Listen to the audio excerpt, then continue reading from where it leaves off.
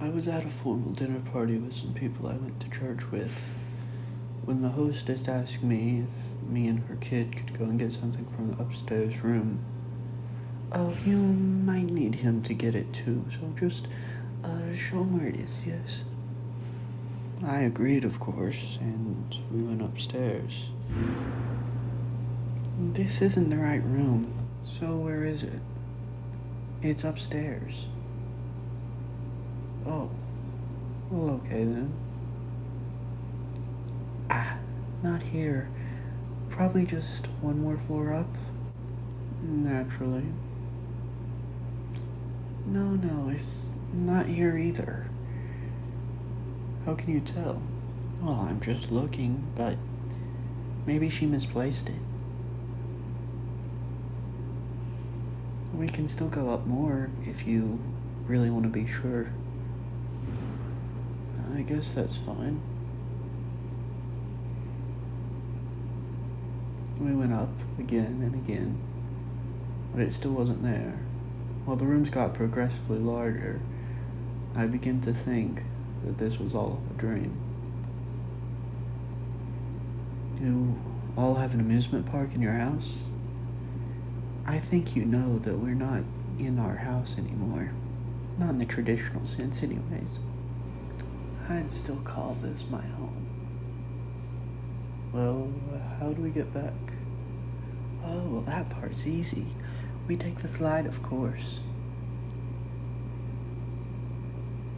So we slid back to the dining room, where it turns out that the mother had misplaced what she was looking for, and it was in her purse all along inside a small ornate box. Only the appetizers were out when I left, and they were still warm when I got back. The main course was eventually brought out, and the kid put to bed after the plates had been collected. Wine was brought out, and we ate and drank through the night. I couldn't help but feel at ease there. Something about the place just felt like home. I was traveling along a twisted back road when I came upon an abandoned school. I pulled over in its parking lot because it looked like it would be a nice place to sleep. Although I decided to go look at the school after a little while of not being able to fall asleep. I looked inside and it looked pretty typical, as though everything had just been left inside. I tried the handle, not expecting it to open, but found that it did. The school was small, a long hallway with classrooms on one side and an office in the front and a bend in the middle. I walked down and up the hall, looking at the tile floors with little splashes of color in them, and up to the water-stained drop ceiling. I heard it start to rain, and I looked out of a long, elegant window that was in the bend of the school, where I saw that already the back lot of the school had been completely flooded with water. I looked down and saw there was about a half-inch of water in the school already, and so I began to rush back to my car. I had parked in the near back of the lot, so when I did get out of the school, I had to wade through almost a foot of water to get to it. I put my key in the ignition, and the car started right up, and with a little bit of difficulty, we made it out of the flooded lot. That school would probably never be in session again, but I learned something about it that day. I was driving down a long stretch of empty highway. I passed a few small towns, but never encountered anyone on my drive, though I figured the road had to go somewhere.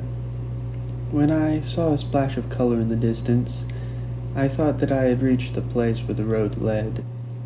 I passed its old faded sign first, where I picked up the name Fountain Town, before entering its main square. I parallel parked on its empty Broadway, getting out to look at the colorful buildings that comprised the place. In the center of the town was a small lake that divided the highway in two parts away from the town. I walked around the lake, observing the buildings, which looked to be in perfect order, apart from the lack of people. At the other end of the lake, the buildings continued to recede. only with a footpath in the middle instead of a road. I passed a clothing store with mannequins at the window in an elegant formal attire, but more and more the stores were simply empty. There were a few odd bridges above the path that matched the other buildings in style and finish, so I didn't notice when the sky was taken away altogether. The buildings that looked like they were just closed were the only source of light then. As I went further in, they became few and far between.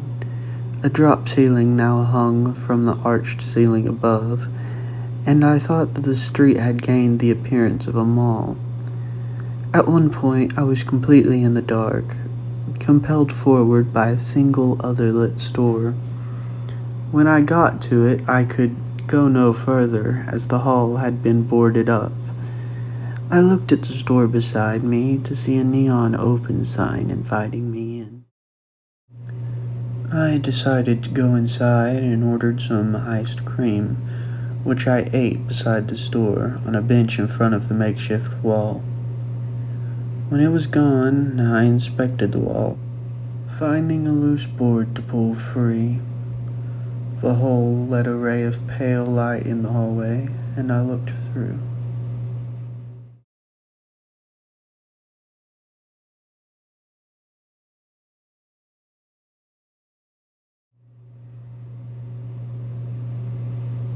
I replaced the board once I had seen, and found my way back out of Fountain Town.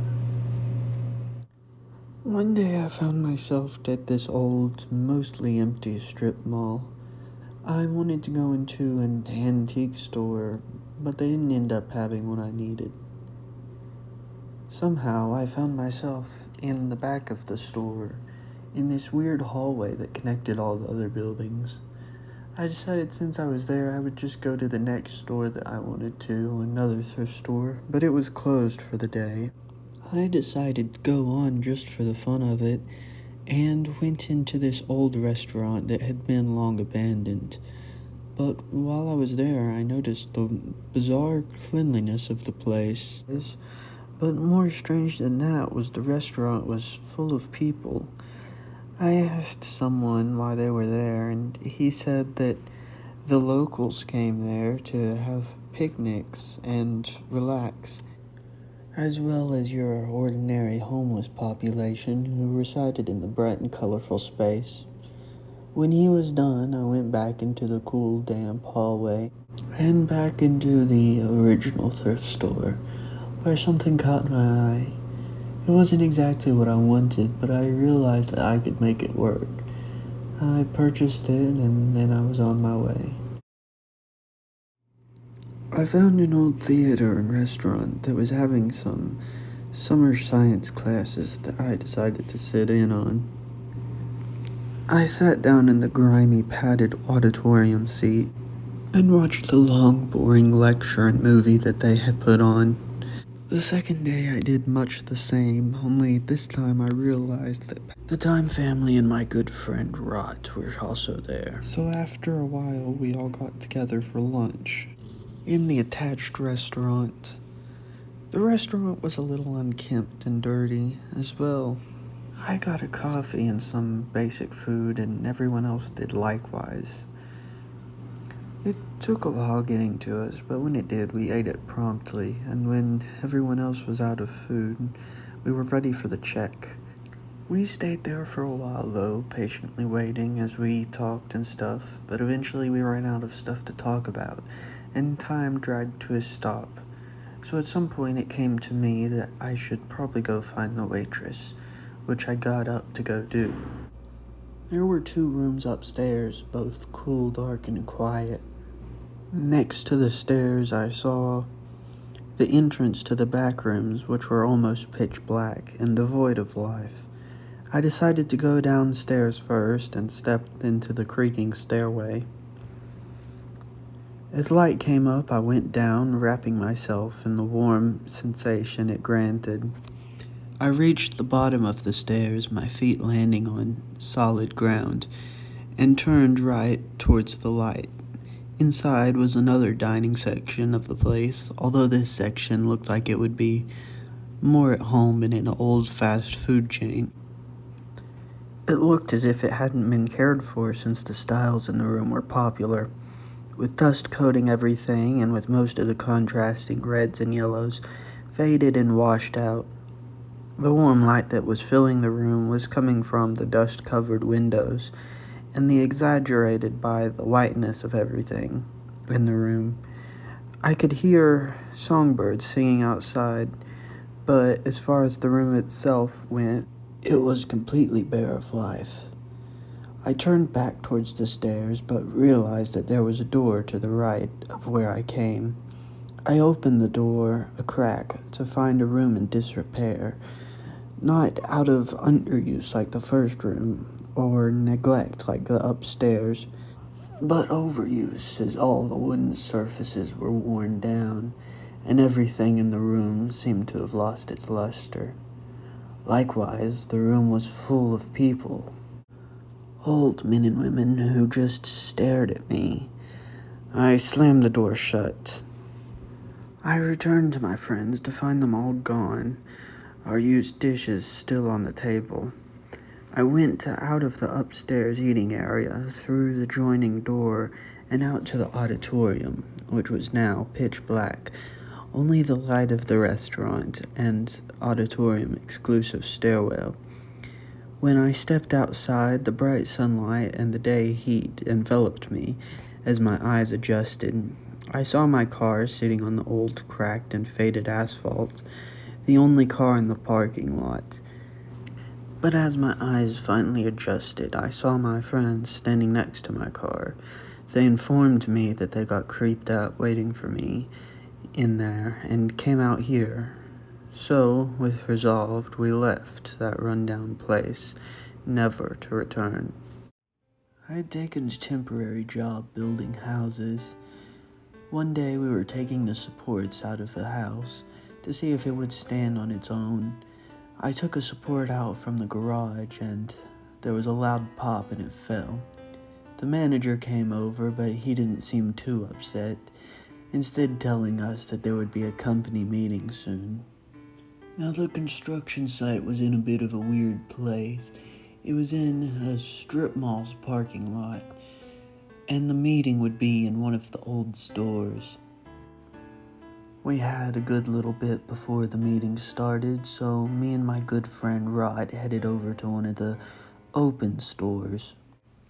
It was a B-tier big box called Rural King that sold a little bit of anything and everything.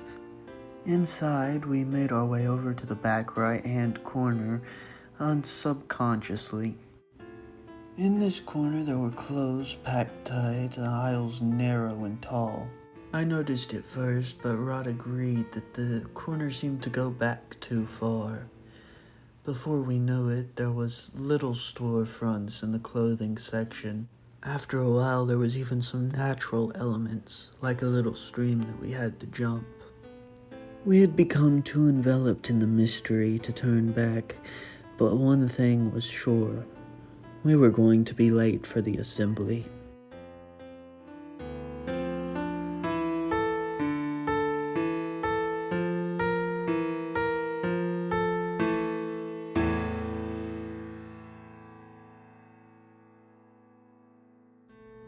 One day I found myself on the cracked sun-bleached parking lot of the event center. I decided to go to one of the little restaurants before the event started, and I ended up getting some stale fried chicken. I sat down in the worn stadium seats, and the event eventually started. It was a boring number, something about health that I didn't really pay attention to, until I heard the sound of a tornado siren. The world gained my full attention again, and I looked around, immediately aware of my surroundings. The event coordinator, or whoever was up front, tried to organize the other 50 people that sparsely filled the stadium. So I took the time as a distraction to sneak up the concrete stairs and out into the parking lot. The lot was usually empty, which was a rule that applied when I went in, although when I came out there was a significant number of cars, so much so that I had trouble finding mine. I noticed some people at the edge of the lot, moving in odd ways. They enclosed on the lot while I looked, but I found my car before they could get too close. Something bizarre was going on, I could tell, and so I decided to play it safe and stow myself away in my spacious trunk until whatever was going on had blown over. The world was silent and dark at first, but then a crescendo of noise began to build. Chaos, screaming, metal on metal, and the sound of exploding plastic. A car must have crashed nearby. I was safe though, and at some point I fell asleep, and when I woke up, the world was dead again. I peered out at the parking lot, which was now disordered and messy. Cast in the evening sun, I could see that there was no way that I could drive out. So I picked a direction and began to walk, finding a small gas station with faded and cracking lettering reading Raceway across the top of the convenience store. The store was empty also, only full of sparse furniture and supplies. I grabbed a couple odd snacks and returned to my car as night swept the world into its cold embrace.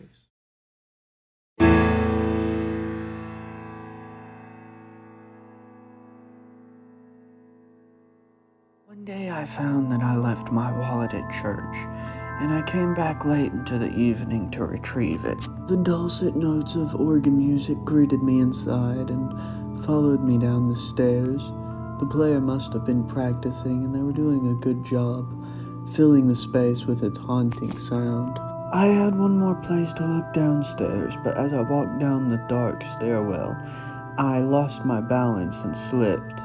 I caught myself on an old shelf, but I moved it a couple inches. I looked up quickly to make sure that I hadn't broken the thing, but I was intrigued to see that a small sliver of light was poking out from it. I pushed the shelf in further to find that it swung on a hinge at about its middle. The light was amplified when I swung the door open further, and I peered inside to see a girl's bedroom. It was covered in pink and red fabric and framed by silver and gold.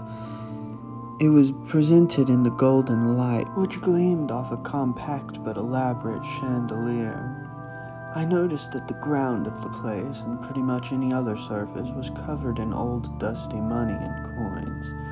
I picked one up, and it was an old $5 bill from the 1800s, still crisp and new. I slid it into my back pocket and closed the door, and left.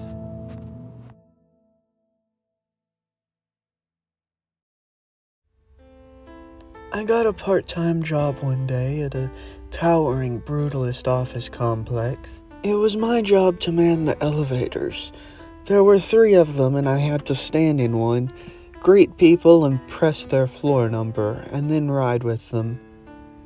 I didn't have much guidance, so I just picked the biggest elevator and waited for someone to come along. This elevator was huge. It had a desk office-like area in it, and a waiting room-like area in it, like something that you would see at the DMV. It smelled, too, like wet dog food, but eventually 2 women got on at the same time. I pressed their respective floor numbers, and we began to rise. The elevator shook and rattled, paused for a moment, and then jumped up. I caught one of the women's eyes, and she looked back. We quickly looked away from each other, as we had reached the first stop.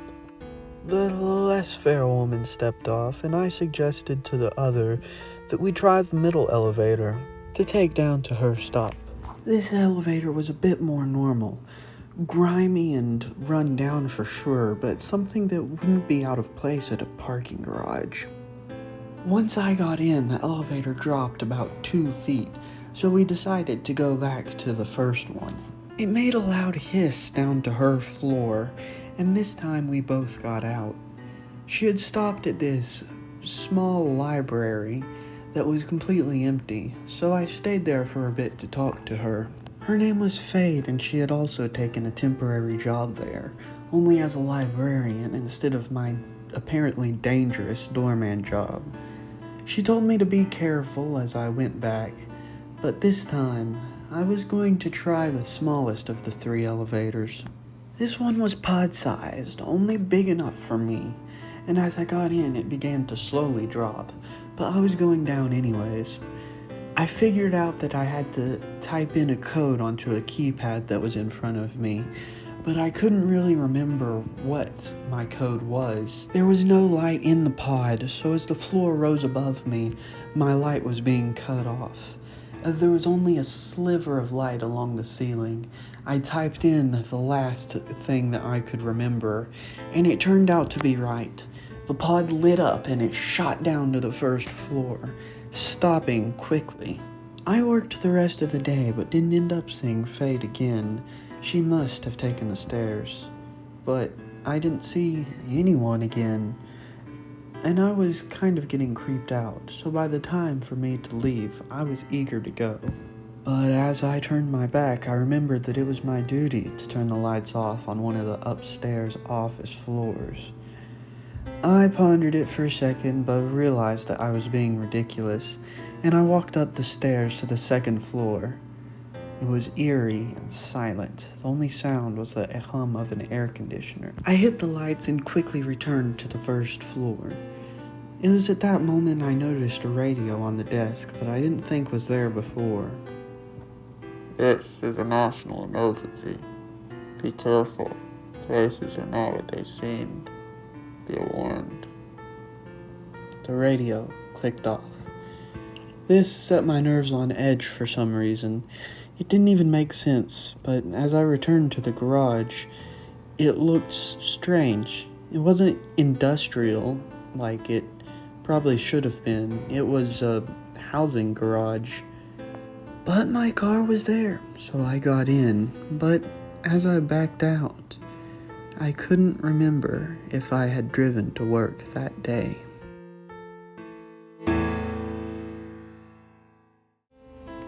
Out of all the malls in all the world, I've always found that this small one called Easttown Mall is my favorite.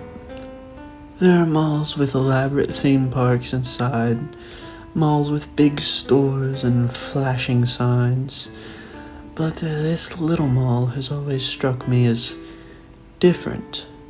It has something that those malls didn't. It wasn't a store, although it had a couple decent ones. It had a nice burger place that I would consider it worth my trip to try once, but probably not a revisit. It had some interesting decorations, but the dusty and faded hanging from the sky didn't capture my imagination, quite like what was in the cinema. It wasn't a movie or the cinema itself, but rather the arcade. It looked fairly standard, but if you found the open stairway down to its second floor, it became something quite different. A giant room the size of a little league soccer field was filled with games and attractions. Skee balls were my personal favorite, though they were standard in any arcade, but they had games that you wouldn't find anywhere else. Old and new, just waiting to be played, had always brought about my inner child. And that wasn't all of it. On one side of the floor, on a wall that was slightly darker than the rest, farthest away from the stairway, there was 2 steps down and an even larger arcade under it. This one always seemed a bit darker than the first one, but just as full of games, though slightly older. For as few people was on the second floor, there was never anyone on this third floor, and it went down further. Unmeasurable amounts of floors stretching out far and wide made Easttown Mall something very unique. With such a special sight, you might like to visit my old mall, though unless you're like me, you'd have trouble getting to it. It's closed these days, but I hear they have plans for it. Perhaps if it reopens, you'll be able to find the infinite arcade and enter with all the whimsy and wonder of yourself as a child.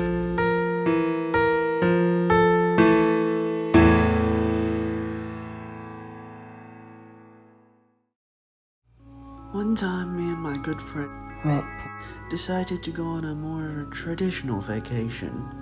We booked a flight to a sandy shore in a warm climate. One of our connecting flights brought us to a big airport resembling a large and rundown mall. It had a lot of stuff in it, but we decided to go to a diner that was located around the corner of some of the shops. Rob pulled out his wallet before we had ordered, but seemed a bit concerned about something. He checked all of his pockets and then brought his concern to me. It turned out that Rot had lost his boarding ticket. He was a lot more concerned about it than I was. I had passively noticed that they weren't really checking them before our flights, but I humored him, and we went to go check the airport's lost and found. First, we had to find it, which was fairly easy. We found a security guard at one point who told us that all of the mall's lost and found would be in a little bar that was further away from us. I had never been to a bar before. I had heard that you needed an ID to get in, and our kind don't have those. The bouncer at the door understood that we were going to the lost and found, though, and he let us in without them. Rot talked to the bartender while my patience for the whole situation began to run thin. I looked around at the space. It was run down, a bit depressing bit of a show, but the bar was having a unique feature, which was that it was like an all-you-could-eat buffet with drinks. I grabbed one that stood out. It was orange and garnished with an orange peel. I drank it and it tasted citrusy and pleasant, a bit milky, like an espresso, but without the coffee flavor. By my third glass, Rot had turned around without his passport, ready to go and chance the gate without it. And that's when he saw me with another one in my hands. I finished it off and grabbed another one, which is when he dragged a slightly more belligerent Dust outside. He worried all the way up to the gate, worried in line, his eyes big and his nerves on end. But when they didn't check it, I felt an I told you so was in order. Unfortunately, I forgot to deliver it in the moment. Overall, the flight was the most pleasant that I've ever had. If you ask me, a stiff drink should be customary when flying economy. Hey guys, I hope you enjoyed this, the first season of Dustfall Productions. We've come a long way, and we've got a long way to go. I originally started this as a side project because I wanted something visual to do while I worked on a book I'm working on, but it's come a long way, and I intend on taking it even further. As long as I have dreams, and as long as I write them down, yeah, we're going to keep going, and thanks for watching. Remember to like, subscribe, and leave a comment down below. God bless all y'all, and I'll see you in Season 2.